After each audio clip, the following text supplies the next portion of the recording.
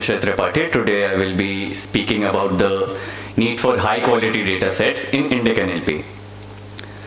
It is no secret that a large proportion of AI research focuses on the English language, given how it is the global standard.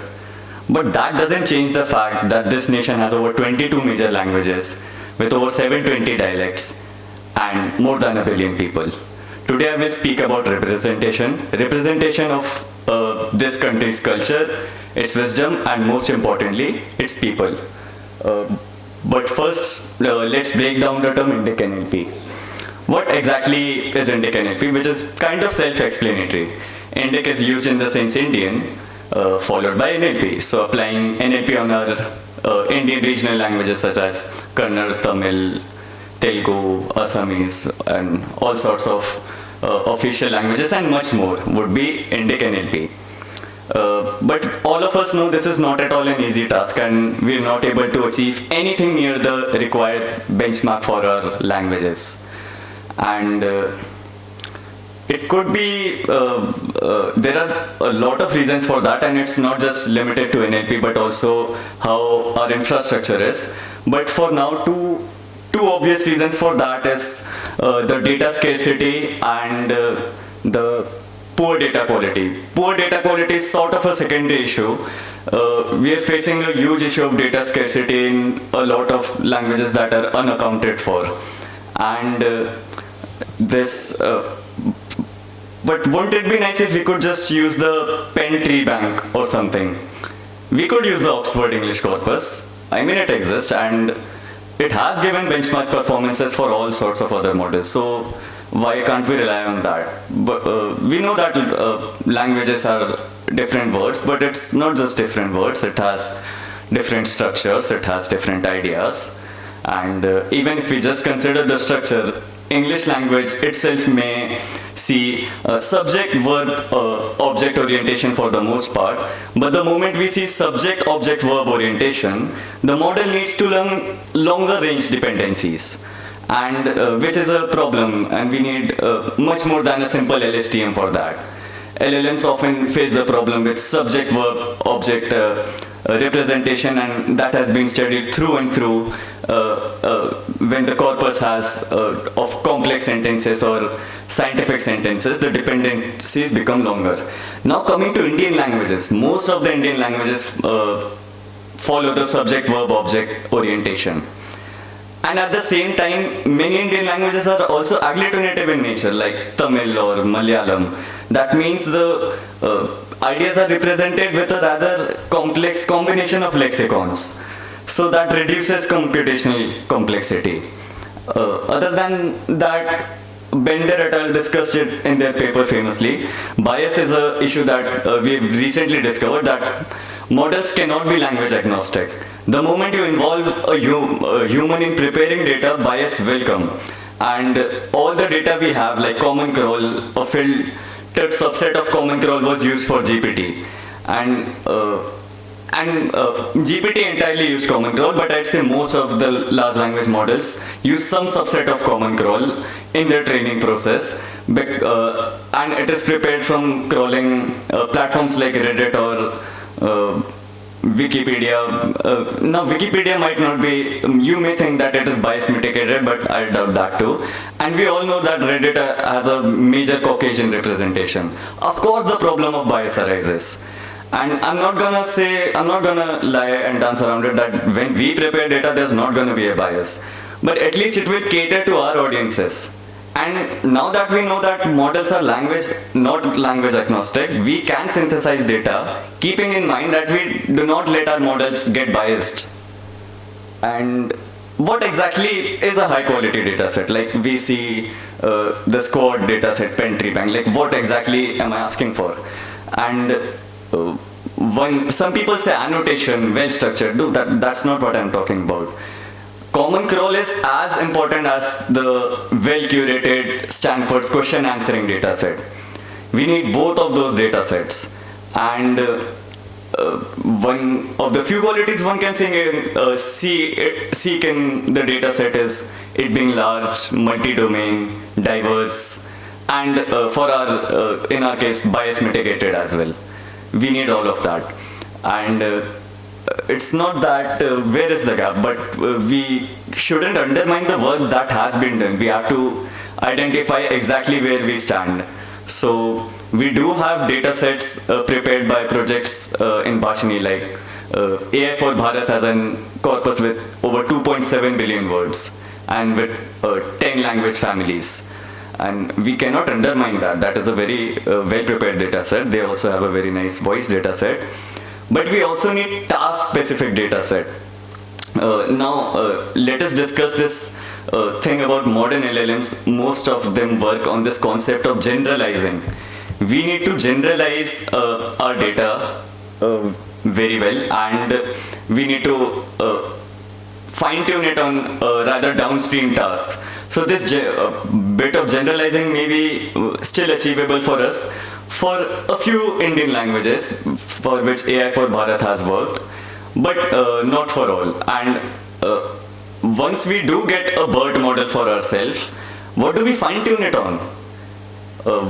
If we have to analyze sentiments in a regional context, if we have to identify hate speech in Konkani or something, how are we going to go on about that just based on a large language model if we do not have a data set to fine-tune it on? So there's the scarcity is in this high quality task specific data sets, and even when the AI for Bharat may have, it is commendable, it is a very commendable stride that they've made these corpuses, but they usually use this urban and formal languages. Most of India, like 60% India is rural, and even the India that is urban doesn't comply with the urban lifestyle. The languages used in these datasets are urban, formal, and Hindi-centric. I may accept that our focus as a nation has not been on regional languages much. We haven't focused on Bagheli, we haven't focused on Avdi.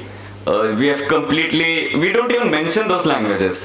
Marathi and Telugu still might have a representation of more than 50 million, around 100 million for Marathi, but we don't even get anything for those languages as well. We might not have proper sentiment analysis task data sets or any other resources.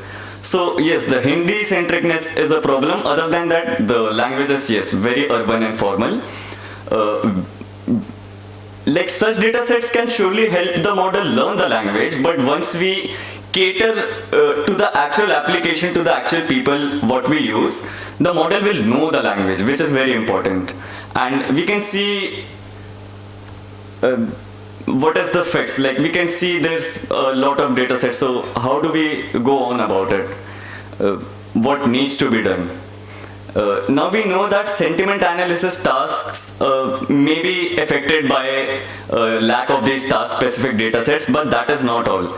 If we look into a pipeline of any modern LLM that offers end-to-end service directly to the user, like ChatGPT, Gemini, they aren't just a simple input, output, and hidden layers in between.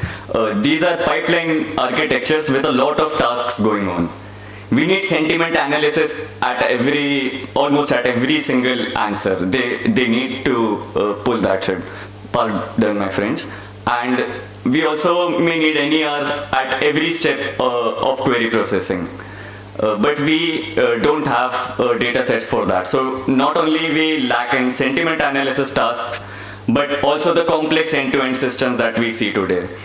And without these data sets, the NLP will remain a secondary priority. To go on about it, we have to promote our data sets and create new data sets, like the two obvious things we can do. But promoting can be very hard if the data sets are not accessible. Nobody here knew about AI for Bharat's corpus because it's not accessible from everywhere. Promoting a data set is very hard, and most of the time you hear a dataset becoming famous is because its benchmark performance is contested somewhere. Squad dataset was famous because it was a contest, a Stanford's question answering contest. They launched that dataset, and you can say we know AlexNet, a very famous concept of convolutional neural networks, got introduced here.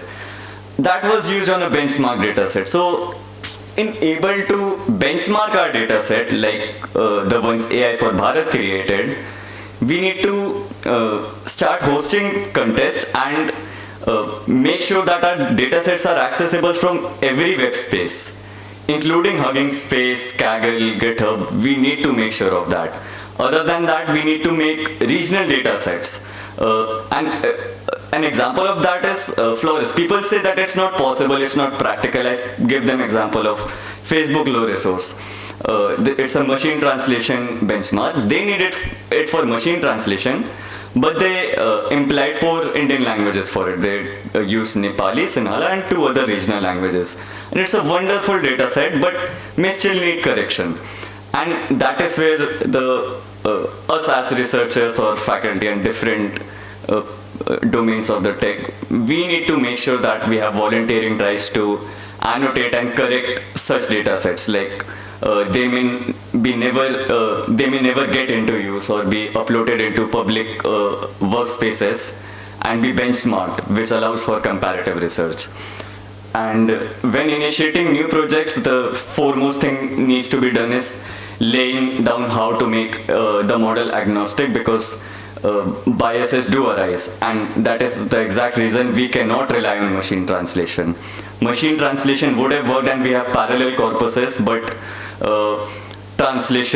context gets lost in translation. Even humans fail to translate accurately with all the polyglot geniuses in the world. Like in India, we have all sorts of saints and sages, like Tulsi Das translated Ramayana from Sanskrit and brought its rather exclusive wisdom to the common folk. So we can again bring Tulsi Das to the people of India in the form of open source, and given the community involvement for funding and research aside, we're not very distant from it. And these are few resources you may be interested in. I'll be taking any questions.